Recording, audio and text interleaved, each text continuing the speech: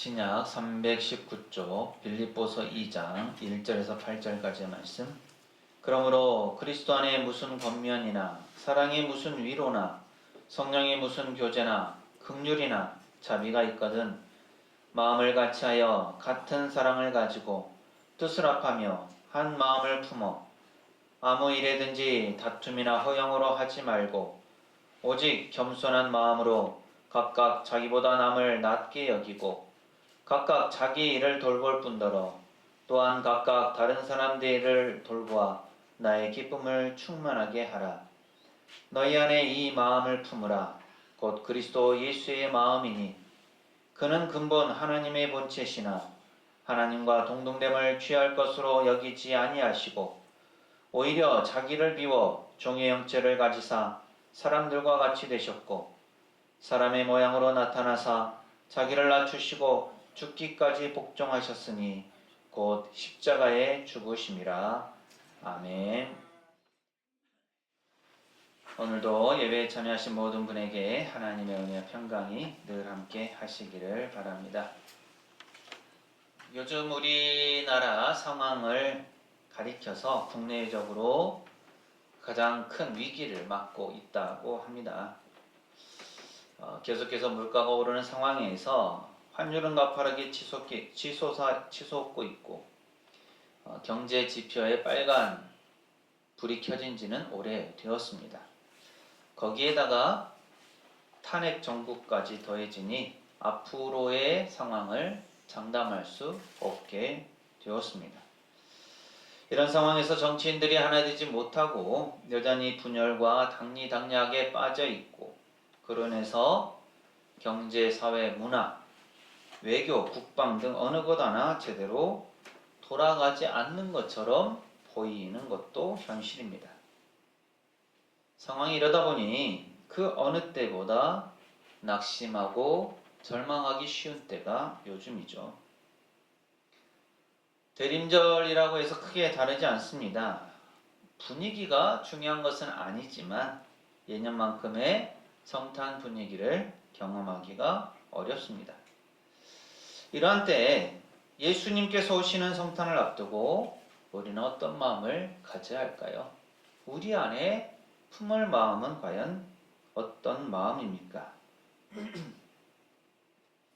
예수님을 잘 믿고 예수님을 진심으로 사랑하는 한 사람이 있었는데 그는 그림을 그리는 화가였습니다.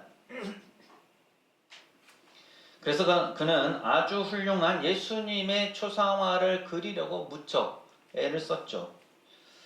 그런데 하루는 그가 꿈을 꾸는데 예수님께서 그에게 나타나셨다고 합니다. 그리고는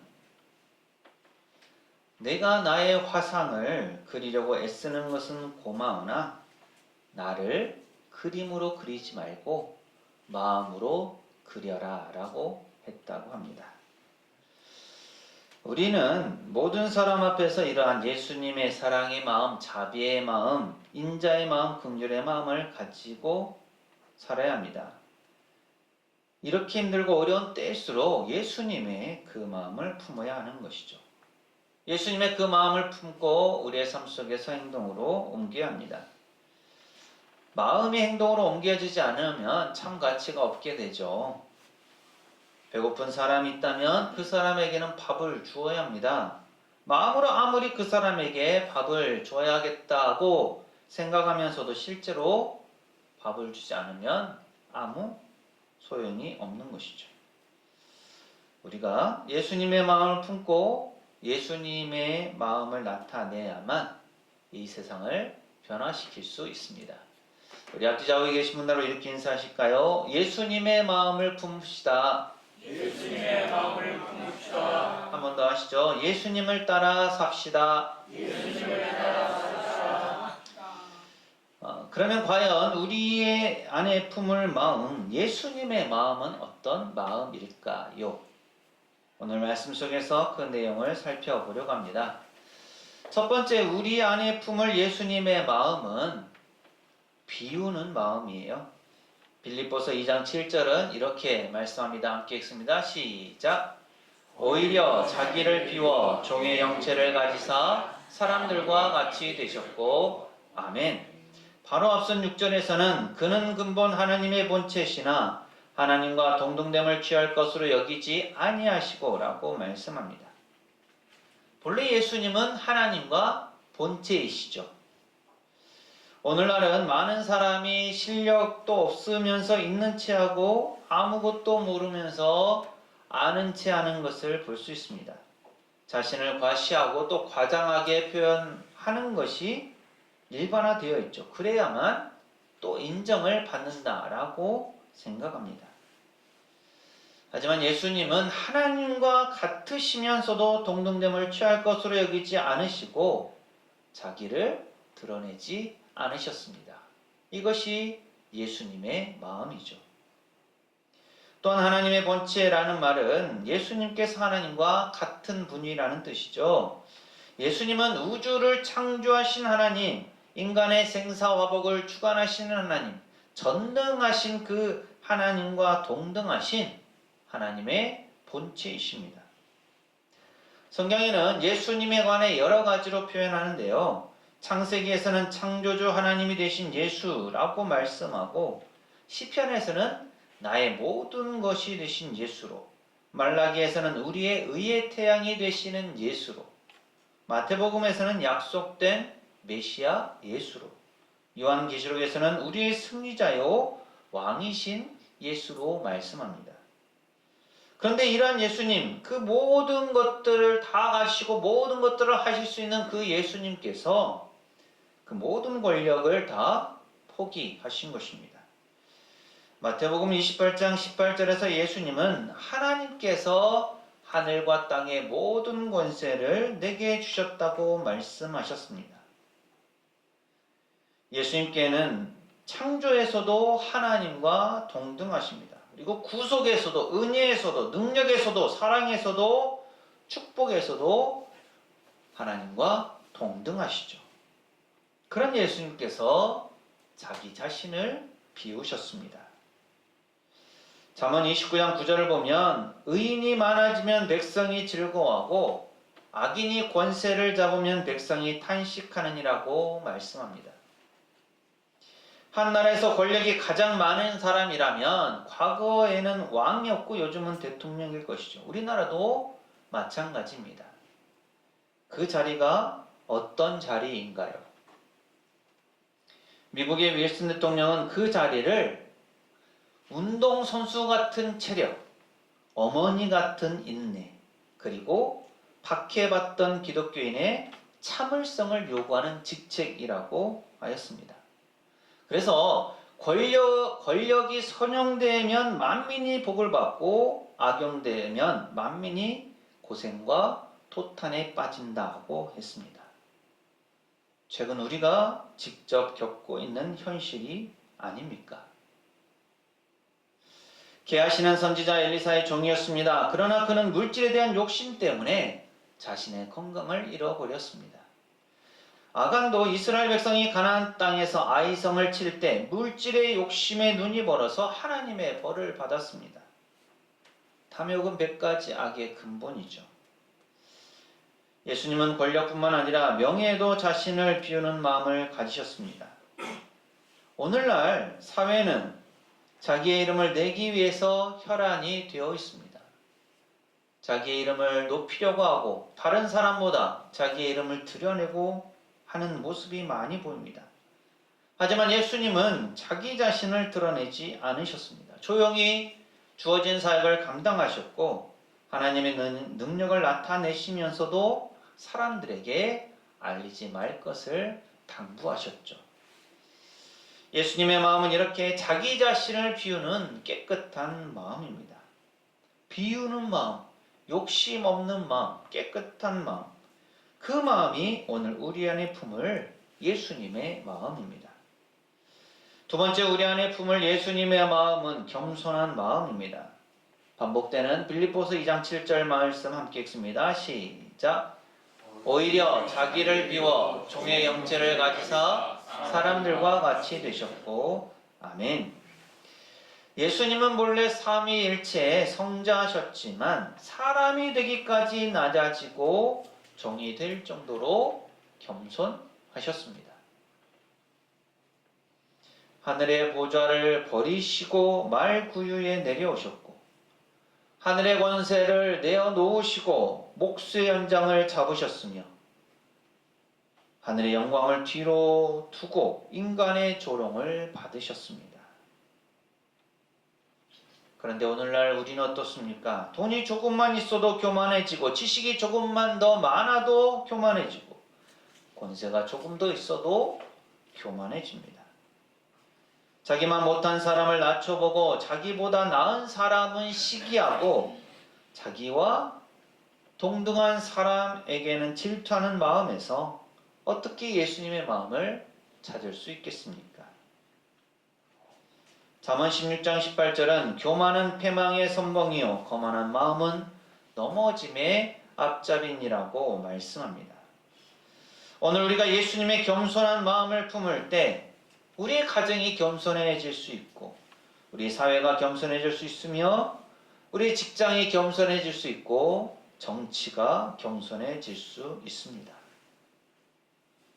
또 예수님은 종의 형체를 가지고 오셨죠. 사람이라면 누구나 섬김을 받으려고만 하지 섬기려고 하는 사람은 별로 없습니다.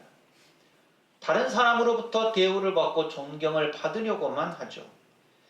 그러나 예수님께서는 마가복음 10장 45절에서 섬김을 받으려 하는 것이 아니라 도리어 섬기러 오셨다고 하셨습니다.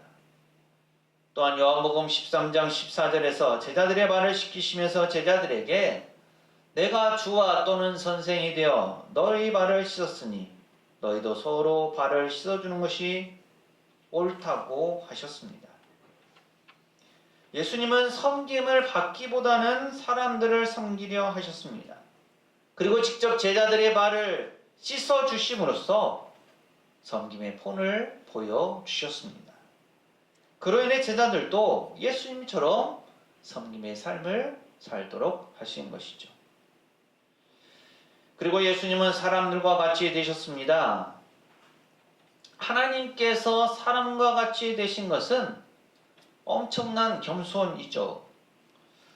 오늘날 사람들은 하나님처럼 되려고 야단인데 오히려 하나님께서는 사람과 같이 되셨습니다. 이 얼마나 겸손한 모습입니까? 우리는 바로 그러한 마음을 품어야 합니다.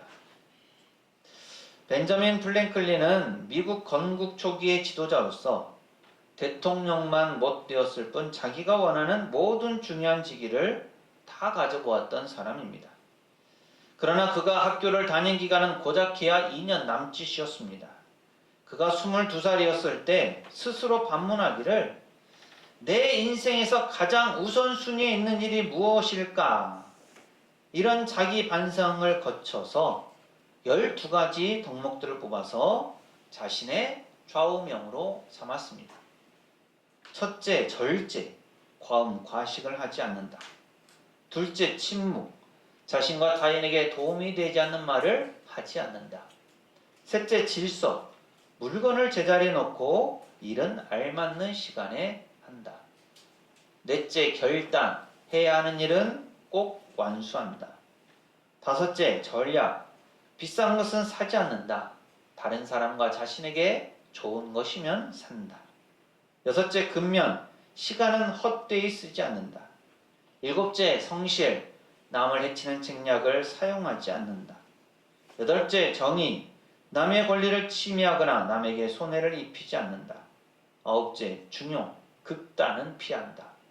열째, 청결, 몸, 옷, 집이 불결한 것은 절대 용납하지 않는다.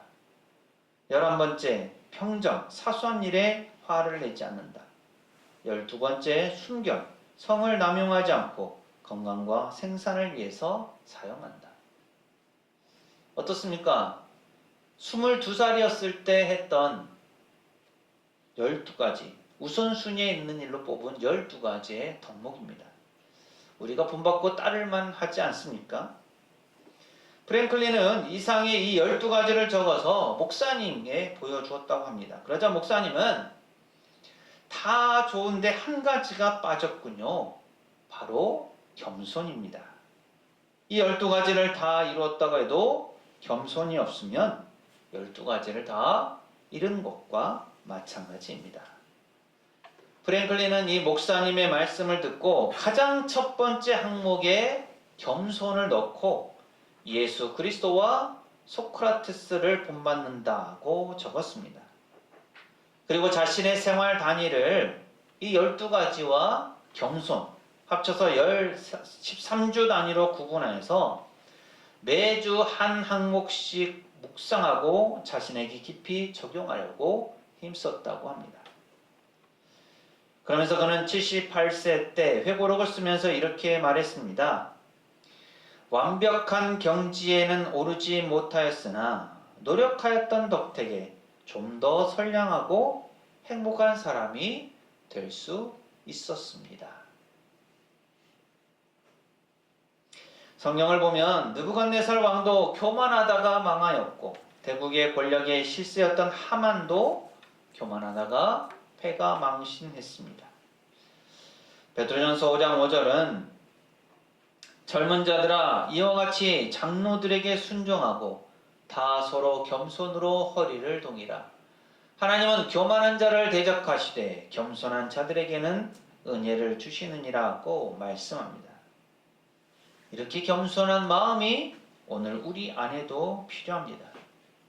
섬기는 마음, 겸손한 마음, 남을 나보다 낮게 여기는 마음을 우리 마음속에 품을 때 우리 공동체가 더 나은 모습으로 발전하게 될 것입니다. 세 번째, 우리 안에 품을 예수님의 마음은 순종의 마음입니다. 빌립보서 2장 8절은 이렇게 말씀합니다. 함께 읽습니다. 시작. 사람의 모양으로 나타나사 자기를 낮추시고 죽기까지 복종하셨으니 곧 십자가에 죽으심이라. 아멘. 죽기까지 복종했다고 하는 것은 완전한 순종을 의미합니다. 순종이 없는 사랑은 가치가 없죠. 순종이 없는 믿음, 순종이 없는 봉사, 순종이 없는 전도, 순종이 없는 예배는 하나님께서 보시기에도 무익할 뿐입니다. 이런 순종은 배우는 것입니다. 저절로 생겨나는 것이 아니죠. 우리는 가정에서, 학교에서, 책에서, 경험에서, 사업장에서 순종을 배워야 합니다. 히브리서 5장 8절 9절에서 예수님께서도 그가 아들이시면서도 받으신 고난으로 순종함을 배워서 온전하게 되셨은즉 자기에게 순종하는 모든 자에게 영원한 구원의 근원이 되셨다고 했습니다. 하나님의 아들이신 예수님조차도 이렇게 순종함을 배워서 온전하게 되셨다면 오늘 우리는 오죽하겠습니까? 우리가 하나님께 주신 말씀들을 기억하고 하루하루 순종하는 삶을 살아갈 때 우리의 삶을 통해서 하나님께서 영광 받으시고 하나님의 뜻을 이루어 가십니다. 이웃이 어떻게 되든 친구가 어떻게 되든 경제가 어떻게 되든 나라가 어떻게 되든 나 혼자만 편하고 나 혼자만 잘 먹고 나 혼자만 잘 살면 된다는 이런 편협한 사고방식이 팽배한 사회는 바르게 성장해 갈 수 없습니다. 우리는 하나님의 말씀에 순종함으로써 인류를 위해서 자신의 생명을 내어주셨던 십자가에 죽으시기까지 하나님의 말씀을 온전히 따르시고 본받으셨던 그 예수님의 마음, 순종하는 그 마음, 겸손한 마음을 우리 안에 품어야 합니다. 다시 한번 강조합니다. 오늘 본문 말씀 빌립보서 2장 5절 말씀입니다. 함께 했습니다. 시작. 너희 안에 이 마음을 품으라. 곧 그리스도 예수의 마음이니. 우리 안에 이 예수님의 마음을 품으십시오. 우리 안에 품을 마음은 비우는 마음, 겸손한 마음, 순종의 마음, 섬기는 마음, 사랑하는 마음 등 이런 예수님의 마음입니다. 그렇다면 우리가 이렇게 예수님의 마음을 품어야 하는 이유는 무엇일까요? 그 배경이 오늘 말씀 빌립보서 2장 1절에서 4절의 내용입니다. 본문 말씀의 이해를 돕기 위해서 메시지 성경으로 읽어보겠습니다. 그러므로 여러분이 그리스도를 따름으로 무엇을 믿었거나 그분의 사랑으로 여러분의 삶에 얼마간의 변화가 일어났거나 성령의 공동체 안에 있는 것이 여러분에게 어떤 의미가 있거나 여러분에게 따뜻한 마음이나 배려하는 마음이 있거든 내 부탁을 들어주시기 바랍니다. 서로 뜻을 같이 하고 서로 사랑하고 서로 속 깊은 벗이 되십시오. 자신의 방식을 앞세우지 말고 그럴듯한 말로 자신의 방식을 내세우지 마십시오. 자기를 제쳐두고 다른 사람이 잘 되도록 도우십시오. 자기 이익을 꾀하는 일에 사로잡히지 마십시오. 자신을 잊을 정도로 도움의 손길을 내미십시오. 그리고 이어지는 빌립보서 2장 5절을 메시지 성경은 이렇게 표현합니다. 그리스도 예수께서 자기 자신을 생각하셨던 방식으로 여러분도 자기 자신을 생각하십시오. 우리 안에 예수님의 마음을 품는 것은 단순히 우리가 예수님의 마음을 간직하고 있기 위한 것이 아닙니다. 우리 안에 품은 그 마음을 우리의 삶 속에서 실천하고 녹여내기 위한 것이죠. 그래서 우리가 속한 공동체 안에서 그것이 가정이 되었든 직장이 되었든 어떤 모임이 되었든 교회가 되었든 국가가 되었든 예수님께서 가지시고 보여주셨던 그 방식 그대로 우리의 삶에서 펼쳐내야 합니다. 그랬을 때 우리 안에 예수님의 마음을 품는 의미가 있는 것이죠. 대림절 기간을 마무리하면서 이제 예수님의 오심을 기대하고 바라보는 이때에 우리 안에 이 예수 그리스도의 마음을 품고 세상을 향해 나아가시기를 바랍니다. 그래서 가족을 위해 또 동료와 이웃을 위해 교회를 위해 우리나라를 위해 예수님처럼 비우고 겸손히 그리고 순종함으로 이 한 주간도 각자의 삶의 현장에서 하나님의 아름다운 역사를 이루어 가시기를 간절히 소망합니다. 기도합니다.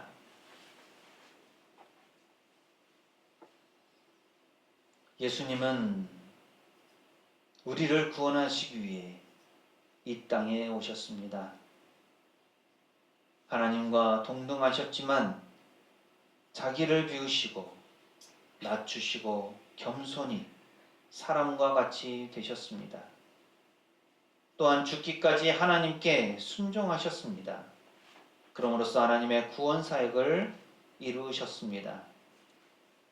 이 대림절 기간 끝자락에 저희가 예수님의 그 마음을 품기 원합니다. 자기를 비우신 마음, 겸손한 마음, 그리고 순종의 마음을 배우고 간직하게 하시며 또한 저희의 삶 속에서 실천해 가게 하옵소서. 가족에 대해, 친구와 동료에 대해, 이웃에 대해, 지체에 대해 비우고 겸손히 섬김으로 하나님의 사랑을 이루어가게 하옵소서. 그래서 예수님의 오심을 기쁨으로 맞이하는 저희 모두가 되게 하옵소서. 예수님 이름으로 기도합니다. 아멘. 우리 안에 품을 마음은 예수 그리스도의 마음입니다. 예수님은 자신을 비우시고 겸손히 순종하셨습니다. 사랑하는 새성교회 교우 여러분, 비우고 겸손히 순종하신 그 예수님의 마음을 품고 살아가십시오. 우리 안에 예수님의 마음을 품고 살아갈 때 세상은 우리를 통해 살아계신 하나님을 봅니다.